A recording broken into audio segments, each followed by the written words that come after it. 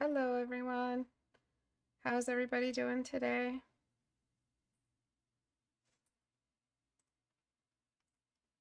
I will be critiquing this piece today, which I retrieved from the subreddit, and you can join by going to the subreddit. You can go to isabrak.com and click on the subreddit icon right here. That'll take you to the subreddit where you can submit your work for critique. That's where I selected this piece today. Let me find it right there. And you can get this work critiqued for free. You don't have to pay. You don't have to pay to attend the live stream. The live stream is through this YouTube channel every Tuesday and Thursday, and it's uploaded to be viewed for free as well. And I also have a store. I have a store where I'm selling my masterclass at 50% off right now. So this class will teach you how to do literally everything, right from the first brushstroke to the last brushstroke. Basics like what is a core shadow, what's a blocking brush, how to blend. I cover everything. So even if it says masterclass, it doesn't mean this is for like master students or students who want to become masters because they're already so advanced. Masterclass means that it's a class that covers everything.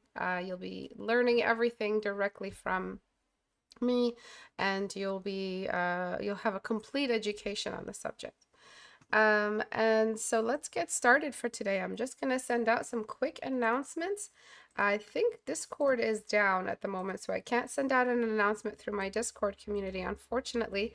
So I'll just be relying on YouTube notifications today. But yeah, this is what I do here. I grab your art. For anyone who submits it, this isn't me just grabbing random art. I grab the art that is submitted to my subreddit and I critique it. And I talk about how to improve it. What's the required fundamental? What's the missing fundamental? And that's what I focus on. Okay, so this piece has a couple of issues. So it's a really cool concept. I think you're drawing some kind of mystic character, some kind of priestess or some kind of magician of some kind, and she is in some kind of wasteland at night, and there is some kind of light. It's almost like a doom of some sort, just telling a story of like some kind of ominous glow moving in from the left, and we have a character that feels desperate. There's a desperate attitude happening. There's a desperation in her pose. So I have a software that my team and I developed, and it is called Portrait Studio. And this software is a reference development software. So let me open that up for you real quick. And you can pose a mannequin in here. So I'm actually just going to go ahead and do that. I'm going to go straight to the source.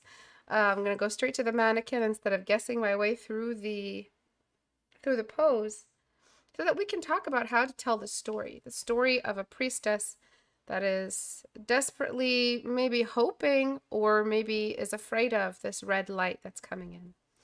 And we could talk about the mistakes that we're seeing. So Portrait Studio is loading. While it loads, let me start with some initial corrections. So I'm going to try to lasso out this this character from the background. I'm only really just trying to get most of the face detailed and lassoed out. Okay. So right here, we have a character. The colors are good, but we just want to see something else happening in the wait, what's going on here? What's selected and what's not? Oh, okay. I see. Okay. So we just want to see a character that the story is told through the pose. We don't want to rely too heavily on the decorative things on the character. We want to rely on really what's carrying this pose, which is the body. So we're going to focus mostly on doing body-related changes, not so much design changes. Design changes can happen after you've established a really strong base for the pose. Because what's more important, the foundation of the house or the type of backsplash you're using? Obviously the foundation of the house. And so we want to develop that first. So what I'm going to do is address that big, fundamental, which is anatomy. So this is the exact fundamental we're talking about today. So I'm just going to load the mannequin. Figures, mannequin. And I'm going to try to pose her the same way you have her here. So she is leaning on one hip, one arm propping her up. And we have something like a rotation in the body. But the torso is going that way. So we have a really, really strong rotation in the body. And I'm just going to bring her down. I'm just going to rotate her for the camera, just so that we're not dealing with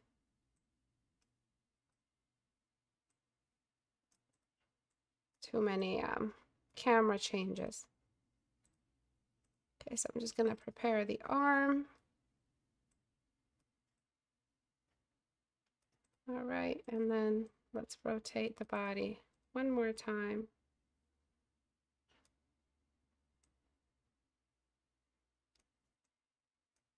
All right, this leg I believe is just over there. So is she sitting or is she, maybe we'll make her sit first. Really, it's not sitting, it's more of like a, not really a cobra pose, but something similar to that.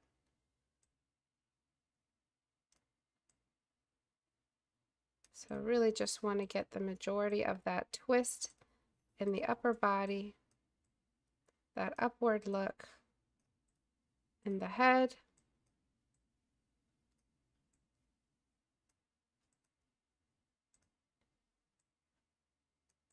And then the other arm moving upward, and this arm pointing down. This wrist leaning on the surface. So once I find that surface, I'll be able to know what to do with the leg. And so now I can just get those legs out of there. Maybe bend this one that way. And zoom in a bit. So taking a look at what you have, I think the camera is a little bit more accommodating to the profile. So maybe I can also do that. And maybe a little bit more showing off of the profile and the chin, so not letting it hide away too much. So we have this kind of similar. Maybe this arm could be a bit more bent to mimic what you're doing.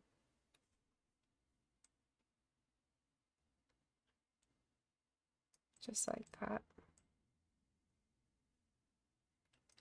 Okay. So as you can see, we're seeing a lot of these like inward bends. We're seeing the spine bend. Do you see that? So we don't see much of that in yours. We don't see a spine. We see kind of like this flat torso. Okay. Another thing we see is the chest and the weight of the chest. So this other curve right here.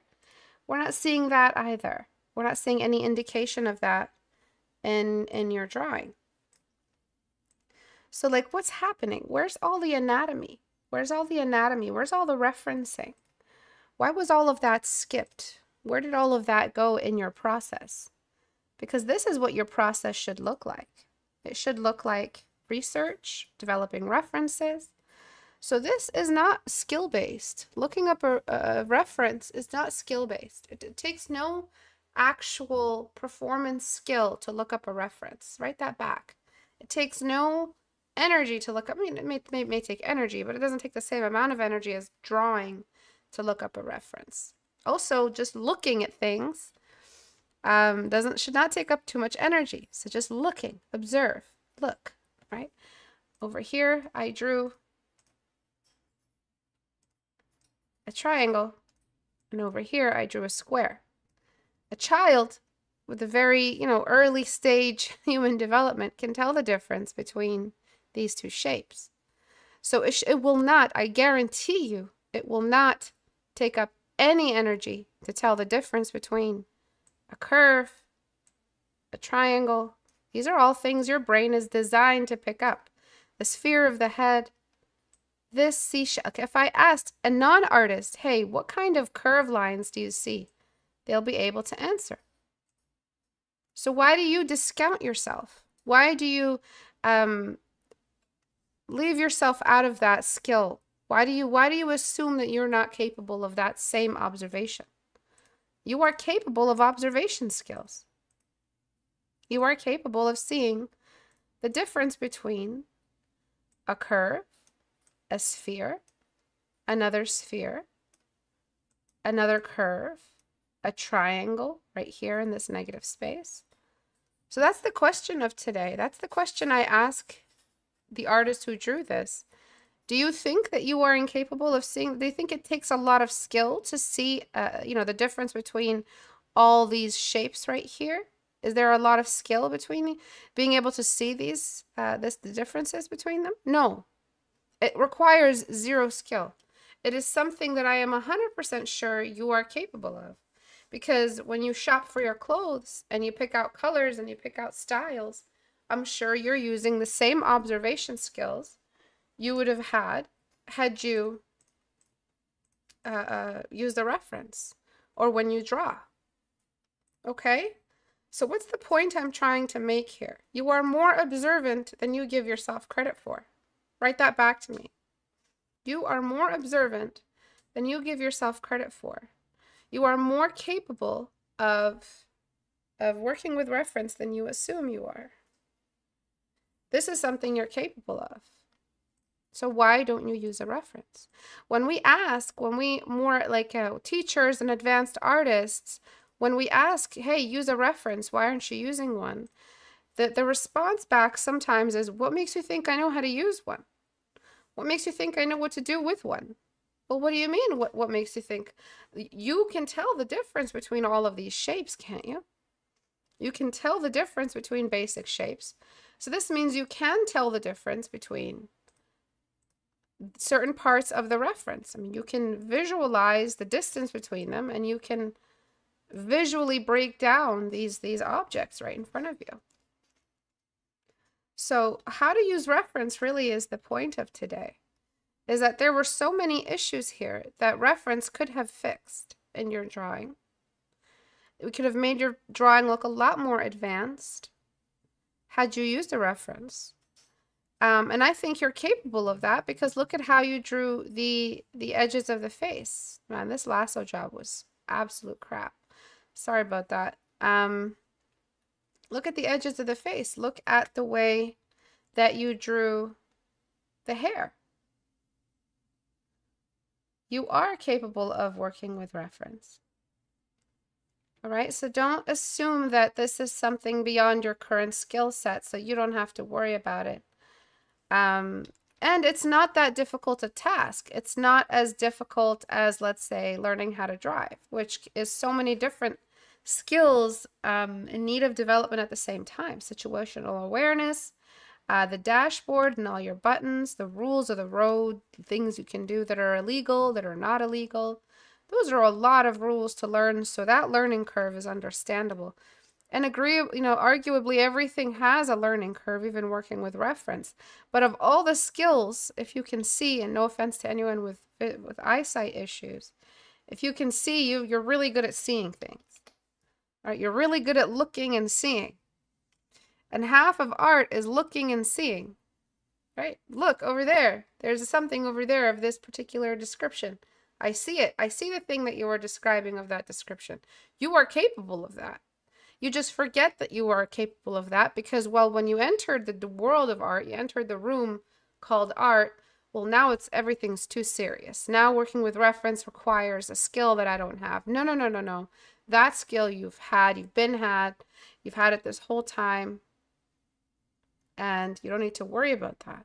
So how do we make these adjustments for this drawing so that it represents that skill that you would have represented had you worked with reference? So let me just fix my lasso job because it was embarrassing. I used a really low tolerance.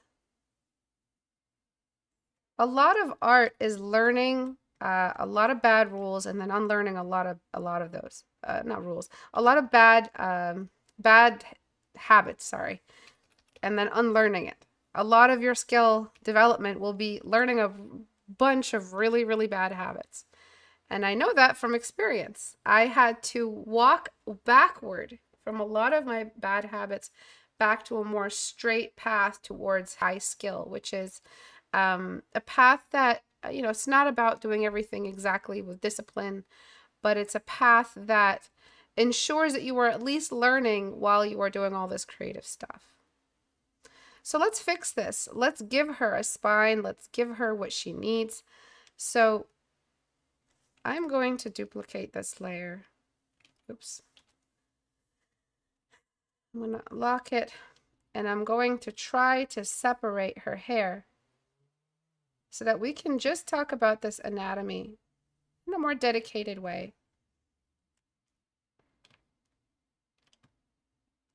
Okay. I might not separate that section since we are talking about the back of the body. But let's say we separated that. Okay. So we can see here in the reference, in this Portrait Studio reference, that the body needs some kind of spine. Maybe not that level, maybe not that much, because these bone structures that we added were a little bit exaggerated so that you can see them and work with them. But let's do something like that. We're going to give her the torso in the back. Okay. We're going to give her a back, and then we're going to give her the curve of her body. So let's see, where are we? All right. We're going to give her the curve of the hips. This little highlight you have here for the shoulder is going to go up here. Right, and you're using the hair to hide that detail of the body. You're not fooling anyone. Why on earth would it delete? What? Why are you deleting?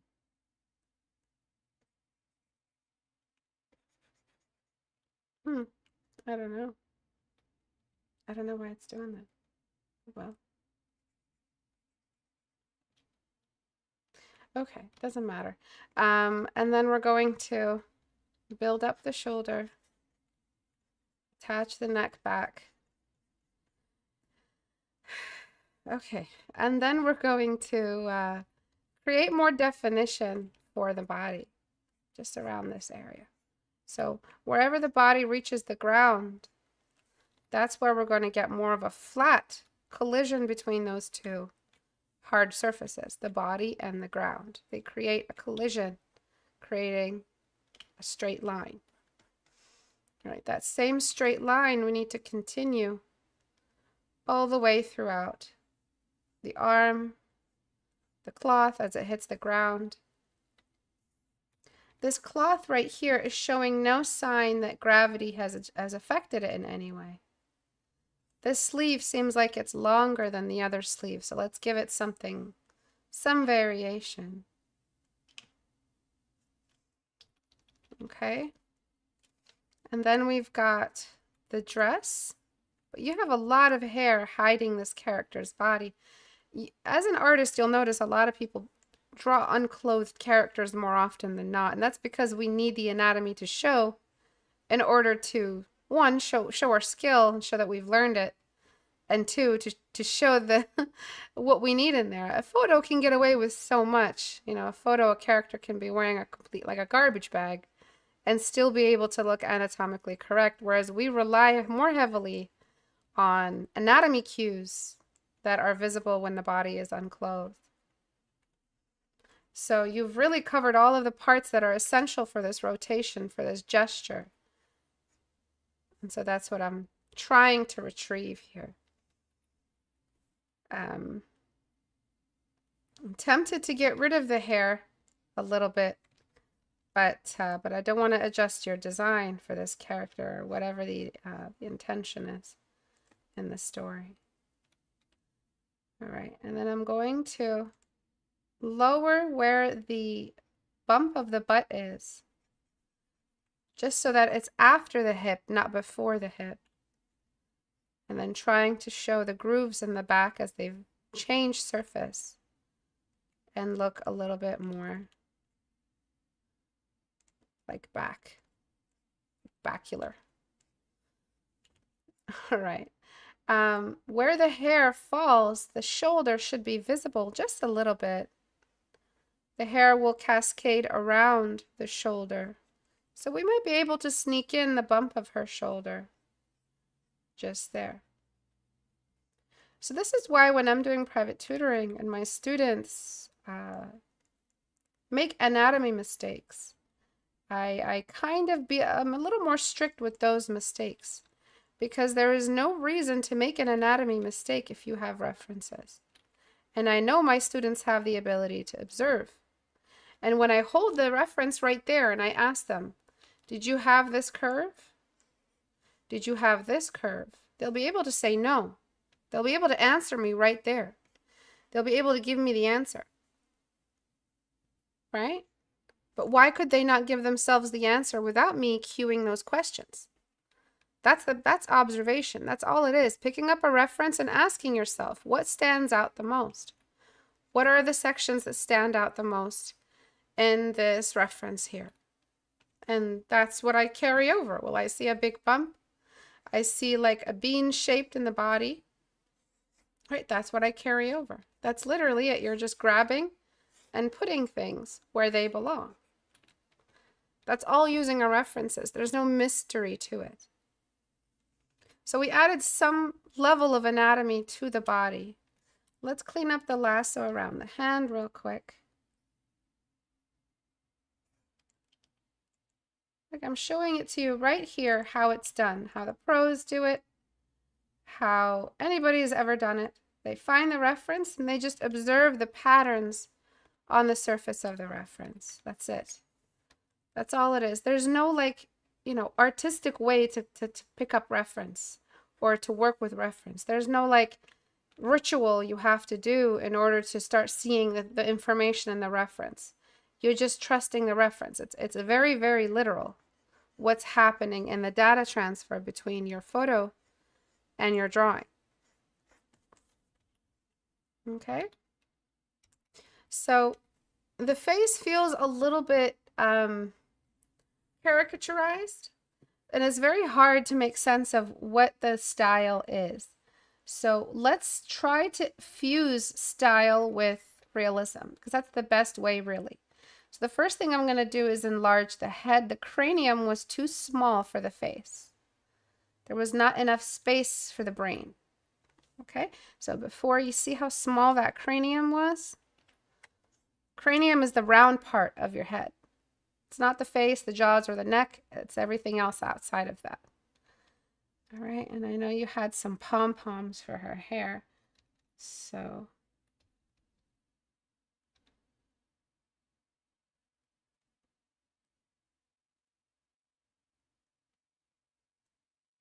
let me just try to get those out. And then we've got the side of the face. So it feels like you've carved away and removed almost all of the anatomy above the nose, making it look very, very animal-like. So a human has a bit more of that snout and less of that flat surface, almost like a horse-like flatness to the face is what you had. You also have all these lines hanging out, and I guess that's your style, that's self-expression. But even with a unique ethnic face, you still need a minimum level of anatomy for it to make sense. And what you had here before was not working. So what we start with is the dome of the forehead. Really, really important, especially in Nubian African style faces. You have a very dome-like forehead. And then you move into the depression of the eye socket.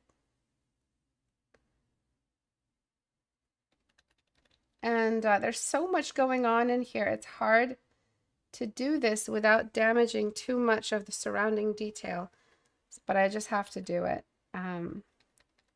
So I'm trying to get the nose to be as one. I think you were a bit too freehand with the anatomy of the face. So you really are drawing with zero anatomy, zero reference. You're just drawing pretty much what you remember a face to be, which nothing's wrong with that, but it's very symbolic, and it's not quite for everyone's eye. And if that's, if that's something you're okay with, that's very different. But if you want a little bit more, I guess, response from everyone, you're going to have to provide a middle ground, an area where it's not so stylized, it's almost Picasso level abstraction, but it's stylized just enough to stay charming. So what we're doing here is just trying to find that middle ground. And there's a great deal of mass missing. Unless she's tilted her head so much we don't see that part. We need to see some of the side of the nose. The tilt isn't that strong.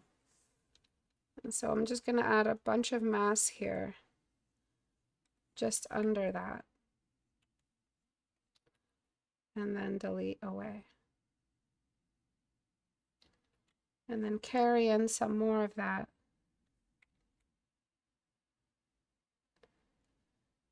And then give her that nose shape.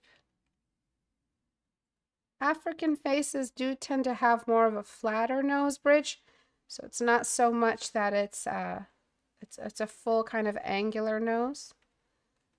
I'm trying to stay within your style while also just providing more of that anatomy. Okay, and then we have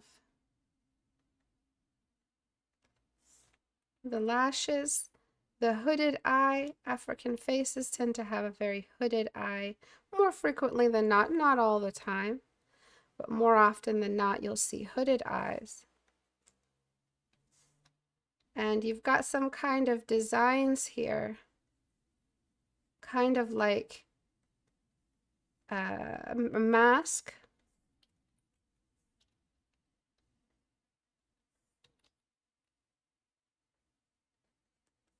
And I'm just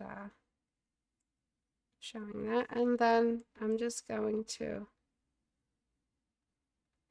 fill in her lips as well.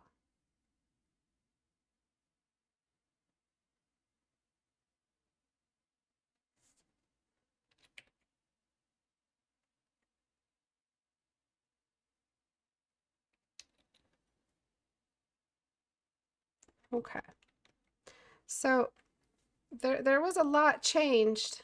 Let me go into the liquify real quick. Now that I have the face kind of there, I can connect it back to the head a little bit more cohesively. So they were just a little bit elongated after my edits.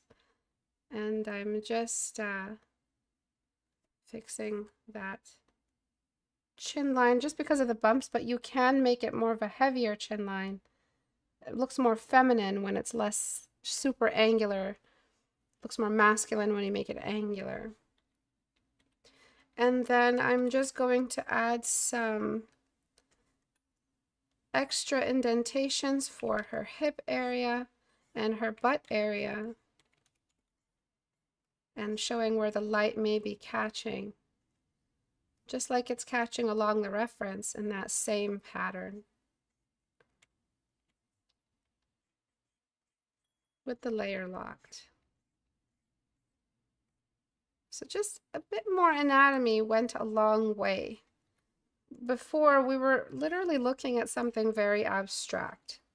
Your anatomy was abstract, both in the body and in the portrait, and your the background wasn't, fixing any of those things. So let's clean up the background as well. So now that I finished some general changes with the body, I can try to make the illustration feel a little bit more clear, because the light environment, or the world of the painting, the background, the light, the sky, all of that is not responding to the character, and the character is not responding to it. Okay, so you can see how the background is more of a, let me just clean this up. Oh no, I might sneeze. Please no. Please sneeze, gods, not now. Who's the ancient god of the sneeze? Does anyone know? I can't believe they didn't invent one. There has to be the god of the sneeze. There has to be a religion somewhere where there's a god of the sneeze. And if you invoke him, the sneeze goes away. Because my sneeze just went away. I must have invoked. Or her. Or them. Okay. So the background has this light that's coming in. At Chizilla. The background has this light coming in. And that's really all that we're seeing, illuminating everything. It's such a strong light. And if it's going to do that, if it's strong enough, it's really going to affect the entire painting. And if it is going to affect like almost the entire painting, it's enough to reach her. So that means it's reaching a lot of other things. Do a light wash over everything. And if you want there to be like a clash between blue and purple, and you can do that on the side that the red is not in. But you need a shadow. You need some kind of shadow, like a cast shadow. Maybe it's an asteroid, maybe it's a comet, maybe it's some kind of heavenly body that is she summoned or something like that. But we need to see some level of effect on not just her, but her surrounding environment. So I grabbed that value and I'm using it on her character a little bit more than you did. I'm using it on the arm. Oops. I'm using it on the arm, on the face, on the hair. I'm trying to make sense of this environment by like validating the light, by making it bounce on more than her character. And in doing so, it casts a shadow, because wherever light falls, a shadow is cast. So let's cast a shadow off her character.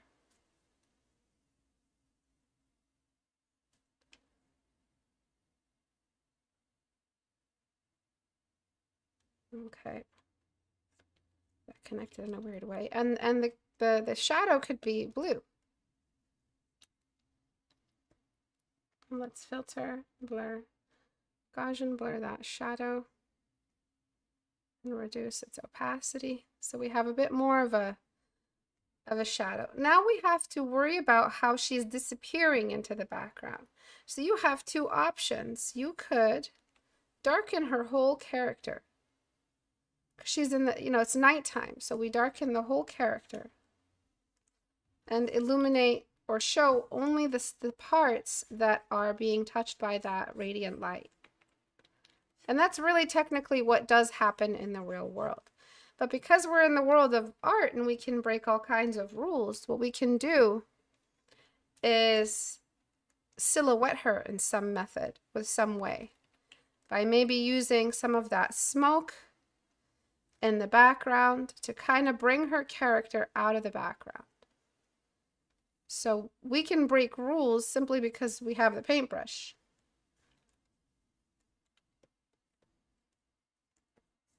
And so you can see how she's starting to come out of the background a little bit. but you need to make her come out of the background. I recommend a combination of those two changes. So 50% darkened, illuminated wherever the light is coming from, and like 50% lightened background. And so now we can actually see her in this environment. And then I would just darken the cast shadow a little bit more. And so now the story of this priestess character reaching for the sky makes a little bit more sense. It's got some anatomy, it's got some of that. So I'm going to darken the hand. The hand really needs to be darkened. Even if there's the red rim light on it, it really needs to be darkened. And I'm just going to re-add the rim light, because you went a little bit light on the hand there. Right, and it's got a little bit more of a continuous light environment. But next time, instead of having a more of a messy process where you're just guessing your way through, try looking up your reference beforehand so that you can actually do what you set out to do, which is create this really mystical scene, this mystical moment. We're losing that trying to see what it is we're even looking at. So this dress was supposed to be, or the sleeve was supposed to be see-through. And I'm also going to wash the sleeve in some color as well. Since it's see-through, we're going to see some of that environment behind. Mix of purple and red.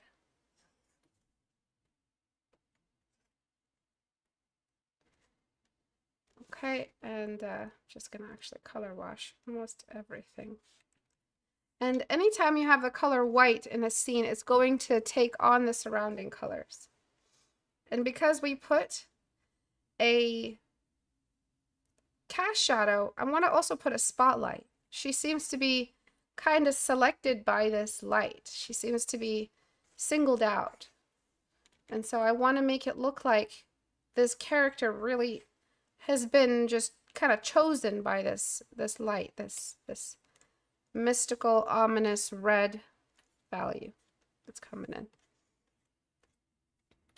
I'm also going to frame the scene a little bit so that we're not looking at everything with the same degree. I'm going to just frame it with like the purple and the black.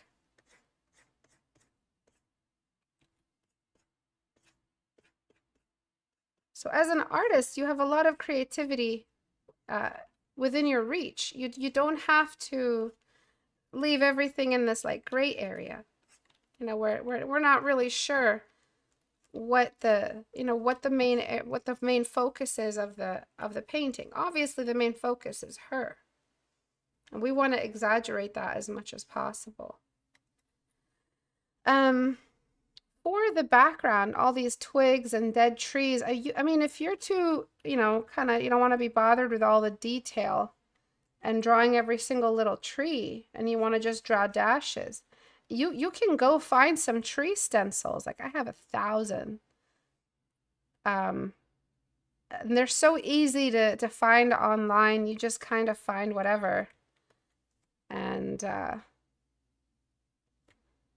okay, this one is like a double color. Oh, they were supposed to be, oh, whoops. They were supposed to be like dead trees. So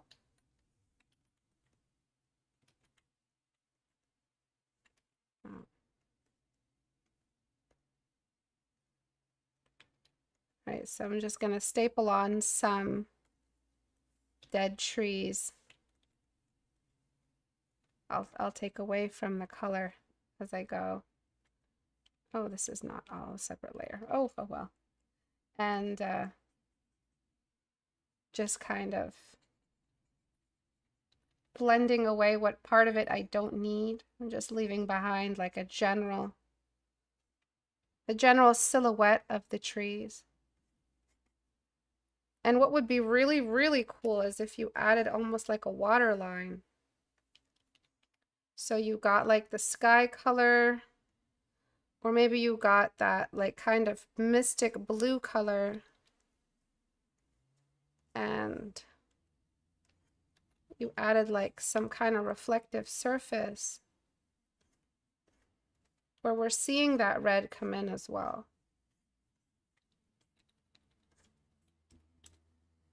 And then I just deleted away at it. And then that exact water line, so we added like a little bit of a water body, that exact reflection of the trees, you can take it and add it here.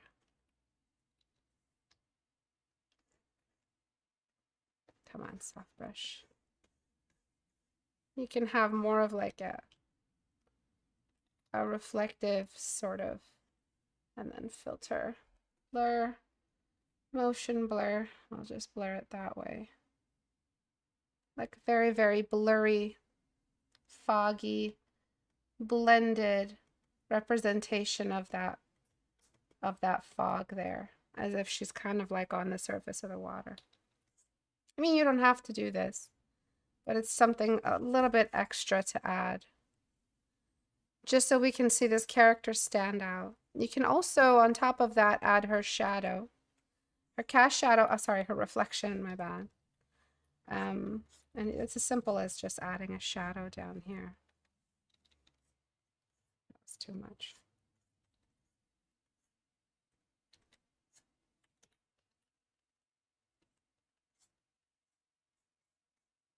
So we're just seeing a bit more story, a bit more of the character story.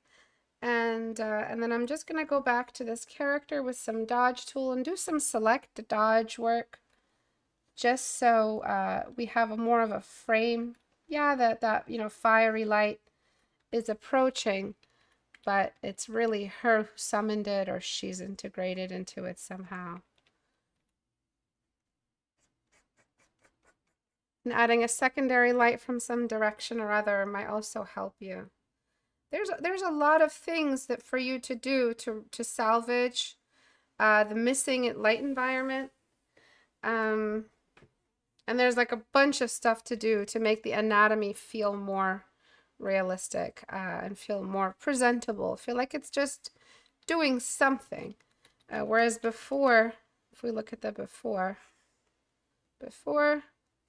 it was just a gray background. The character's body wasn't really visible, and the anatomy was lacking in a lot of areas. And as I showed you with the Portrait Studio model, there are real areas for you to represent anatomy with, like a bend in the spine, the bend in the arms, the placement, where the breast is emerging, the overlap of the hips, the size and scale of the cranium. All of these things help you move like one step closer to something that feels a little bit more well-rounded as a drawing. So she's not completely missing the spine. Do you see the before? It was just completely missing, right? So before, after, and then just unifying the light color of that comet that's coming in, or that blood moon, or whatever it is, unifying that, and then creating a shadow on the sky so that we're framing things back on the character, and adding a cast shadow to respond to this doom light coming in, and just some extra detail in the background. Push the painting much closer to something that is a little bit more easy to understand. I really don't think that you should be jumping right into a drawing with zero references. I think you should look up some references. And if you're the type of artist who doesn't like references, like you have an aversion to them, they slow down my process. I want to feel creative and free. I want to feel like it's just natural. You'll get to the point, again, after using reference, you'll return to that point where it feels natural again. Working with reference starts to feel like it's part of the natural process. Of course, stopping and looking at a reference while you're trying to draw can be annoying, especially if you're like me. Growing up, I had ADHD. When I was focused and someone interrupted me, I got mad. So when I'm drawing and someone's interrupting me, like a reference, for instance, I have to stop what I'm doing and look at a reference. No, that's too much of an interruption. I want to focus. Um, then you're going to, yeah, you're going to hate it at first, stopping and looking at a reference. I promise it'll get easier.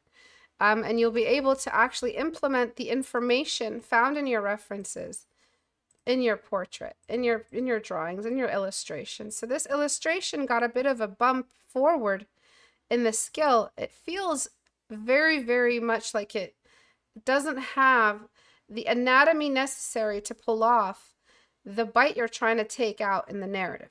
You're trying to take out a big bite out of a burger and you don't have any teeth. Like you're gonna have a little bit of a rough time trying to chew that big bite of the burger. At least put your dentures in. At least go and get, no offense, go and get your reference. So you're going for a rotation, head tilt, light environment, background, surface. Those are all things you can't freestyle without expecting it to look abstract if you've used zero reference. Those are things that you are, uh, those come with laws of physics. Those come with design. So these are a lot of big decisions you're making with almost no reference. So I'm using the reference in my mind to pull this off with the silhouette and whatnot. At night scenes require silhouettes. It's or like some kind of multiple light sources hitting the character at the same time, creating rim light and silhouettes or something. But nighttime scenes like film noir, it's all pretty much a black set, and you have three lights, revealing the character from different angles. That's really what film noir is. And so that's our guide. That's what helps us generate scenes in a completely pitch black environment for art. You think about different light sources, multiple light sources, primary, secondary, tertiary, and you just find the character by pointing the light at different times. For instance, here we only have one light, but we technically have two at least, which is the camera light revealing her arm and her hair. And you have a third one coming in from the back that has an illumination on her hair from the back. Definitely plan your environment, plan your anatomy, look up a decent reference. If you can't find one, get Portrait Studio. It's currently at half off on my website. And build your reference. And yeah, that's all it really takes to boost your art forward a little bit. It shouldn't be excruciating for you every time you're trying to pull off some kind of anatomy or design, or it shouldn't be so painful that the art is not fun, and you're just making tons of mistakes and you don't know how to fix it. Literally, a reference will answer all your questions, especially a well-selected reference. And some artists are very smart. They find the reference first and create art out of that. So they never have to look up a reference because the reference was the inspiration, so they had their reference from the beginning. All of it is art. As long as a person is making it, as long as you guys are creating it, it's art. I mean, I feel bad saying that. Like my humanity is kicking in, because what if one day AI actually becomes the person and it's creating art and we're like, yeah, your art's not real because you're not human. See, like I'm already feeling really sorry for the AI as an entity itself, not the freaks that designed it and stole art from everyone. Those criminals should be brought to justice. But, the creation, imagine one day it actually comes to life and it sees all these people talking shit about the art it made. I just feel so sorry for it. I already feel sorry for it, and we don't even have real AI yet. Anyway, as long as you're just making art and you're enjoying yourself, you'll find a way to implement that reference, because the reference is going to make your art look better. Better art means more compliments, more jobs, more money. Your life is just, it starts to look good. Okay, I'm telling you, boost your skill. There's no downside. And working with reference will boost your skill. All right. So also references help you troubleshoot problems. You don't need to guess or imagine, which is very rewarding. Excellent. So I will let you guys go. Thank you everyone for coming. This was a free critique that I gave a student from the subreddit. The subreddit can be found by going to istabrack.com. That'll take you to my subreddit right here. If you click on the subreddit icon at the top right, And that's where I selected the work that I looked at today. And you guys can submit your work here to get critiqued. And hopefully that's it's helpful for you. If you want to book one-on-one tutoring, if you want to purchase my masterclass or Portrait Studio, that's all available on my store. My masterclass is available on Gumroad. Both Portrait Studio and my masterclass are on sale at 50% off at the moment.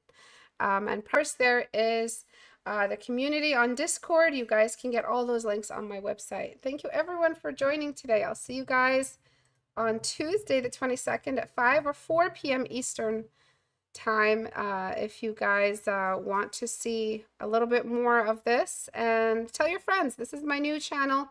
I used to have an old channel, but I've been building a new channel recently. Hopefully it helps me reach a little bit more students. It might be really fun to see what challenges look like moving forward. Thank you guys. Bye everyone.